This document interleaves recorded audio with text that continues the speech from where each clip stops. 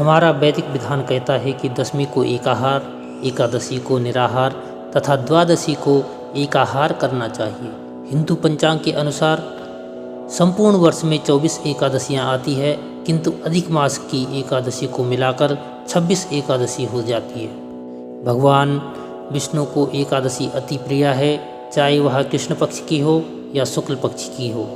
इसी कारण इस दिन व्रत करने वाले भक्तों पर प्रभु की अपार कृपा सदा बनी रहती है।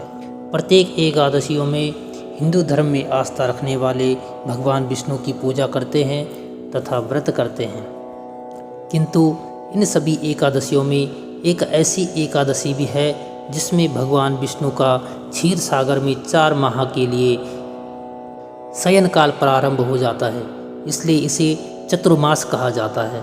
अतः आषाढ़ मास के शुक्ल पक्ष की एकादशी को ये देवशयनी एकादशी कहा जाता है। देवशयनी एकादशी को पद्मा एकादशी, पद्मनाभ एकादशी, आषाढ़ी एकादशी तथा हरिशयनी एकादशी के नाम से भी जाना जाता है। देवशयनी एकादशी के दिन से भगवान विष्णु योग निद्रा में चले जाते हैं तथा देवशयनी एकादशी के 4 माह के पश्चात भगवान विष्णु प्रबोधिनी एकादशी के दिन भगवान विष्णु पुनः जाग जाते हैं। अतः प्रबोधिनी एकादशी को देव उठनी एकादशी भी कहा जाता है। देवशयनी एकादशी या हरिशयनी एकादशी का व्रत आषाढ़ मास के शुक्ल पक्ष की एकादशी को किया जाता है। इस समय पर सूर्य मिथुन राशि में आते हैं।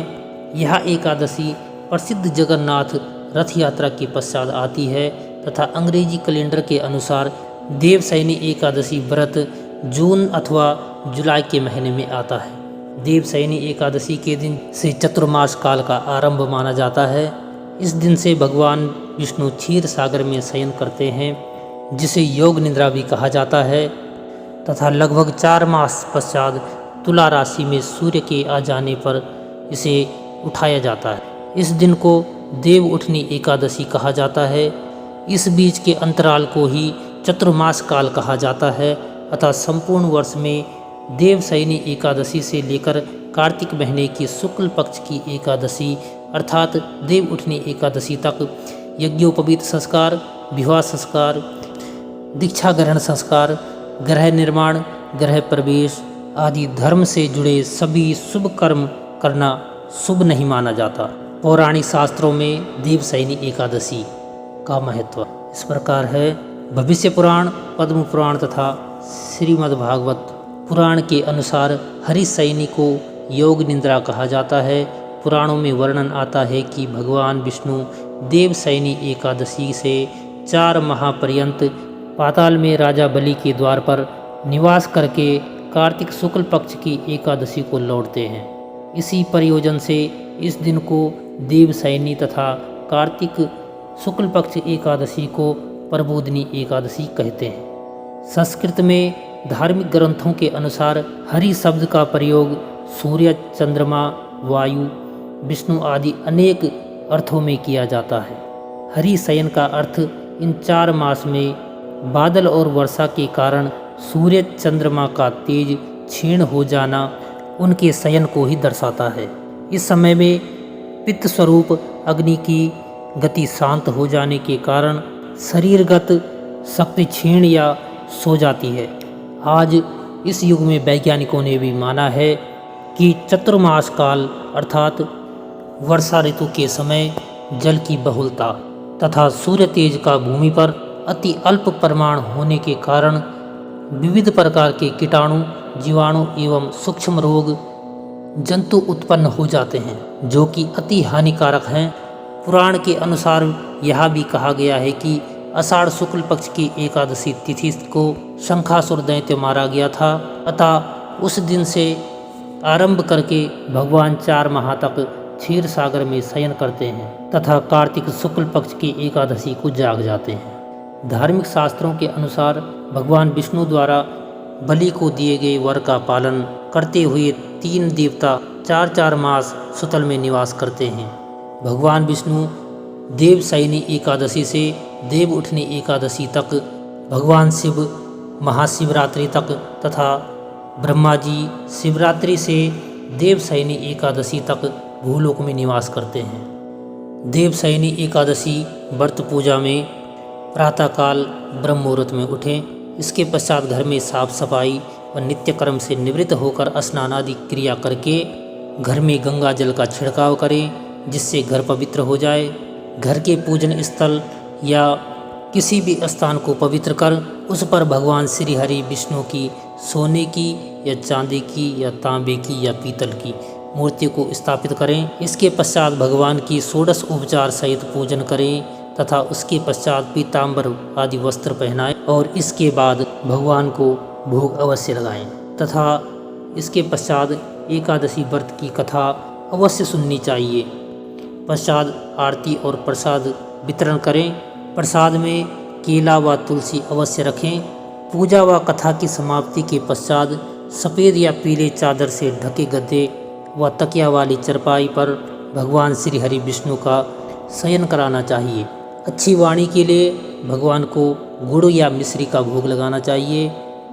दीर्घायु तथा पुत्र पौत्र आदि की प्राप्ति के लिए मूंगफली तेल का भोग लगाना चाहिए। अपने शत्रुओं के नाश करने के लिए कड़वा तेल अथवा सरसों के तेल का भोग लगाएं। सौभाग्य के लिए मीठे खाद्य तेल का भोग लगाएं।